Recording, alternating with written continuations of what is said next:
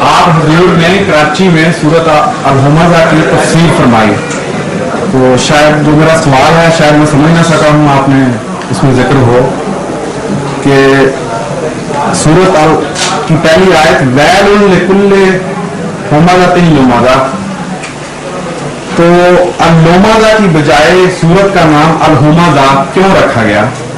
کیونکہ اکثر سورتوں کا نام آیت کا آخری لفظ ہے، یا بعض صورتوں کا نام کسی خاص اہم لفظ پر ہے، جیسے سورت البقرہ، سورت الفیل، الکافرون، القریش، المعون۔ اگر وہ سورت کا نام آخری لفظ آپ نے کہاں سے نکالا ہے؟ یہ تو کوئی ایسی بات نہیں، غلط ہے بات یہ۔ کہاں مثالیں نہیں، کہاں کہاں آخری لفظ ہے؟ سورت الفیل آخری لفظ کہاں سے ہو گیا؟ آیت کا آخری لفظ بنتا ہے نا، الم تر۔ ایک ہے نا یہ تو فیل ہونے کی وجہ سے، جس طرح بقرہ ہونے کی وجہ سے بقرہ کا نام ہے، آخری ہونا تو اس میں کوئی حکمت ہی نہیں ہے، اچھی کوئی امپورٹنس تھی، آخری ہونے کے لحاظ سے نہیں ہے یہ، بلکہ fail happen to be at last اتفاقی واقعہ ہے۔ لیکن دونوں اقوام میں سے ایک قوم کو کیوں اہمیت دی گئی؟ لمزہ نام کو رکھ دیے گئے۔ اگر محمد افضل عالم ہے تو محمد کوئی رکھ سکتے، آخری تھا نا، آخری ہے ہی کوئی، آپ نے تو اپنی طرف سے بنائی ہے دلیل، آخری کی کوئی کنسیڈریشن ہی نہیں رکھی قرآن کریم میں کہیں بھی، آخری ہونے کی وجہ سے چنا ہی نہیں۔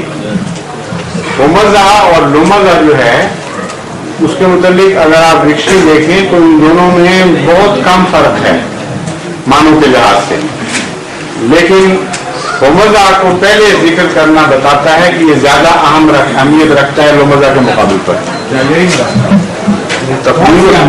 ہاں، تقدیر و تاخیر کی اہمیت ہوا کرتی ہے جب تقدیم و تاخیر، جب دونوں ہم معنی لفظ ہوں قریباً اور ایک کو دوسرے پر معنوی لحاظ سے کچھ فضیلت یا قوت حاصل ہو تو وہ پہلے آئے گا اور نسبتاً کمزور لفظ بعد میں آئے گا۔ تو اس لیے ہمزہ میں ایک اہمیت ہے، اگرچہ مضمون دونوں کا بہت ملتا جلتا ہے، لیکن میں آپ کو یہ سمجھا رہا ہوں کہ وہ جو آپ نے اپنی طرف سے دلیل بنائی ہے قرآن کریم کے متعلق، اس کے الفاظ واپس لیں، اس کا کوئی بھی تعلق نہیں قرآن کریم کے ناموں کے ساتھ۔ فیل آپ نے ایک دفعہ دیکھ لیا اتفاقاً، نہیں کافی آیت اور نظروں سے گزری تھی، اس کے ذہن میں آیا نا سوال۔ ہاں، فیل رہ گیا موٹا سا لفظ، باقی آپ کو بھول گئے سارے ہینڈی میں۔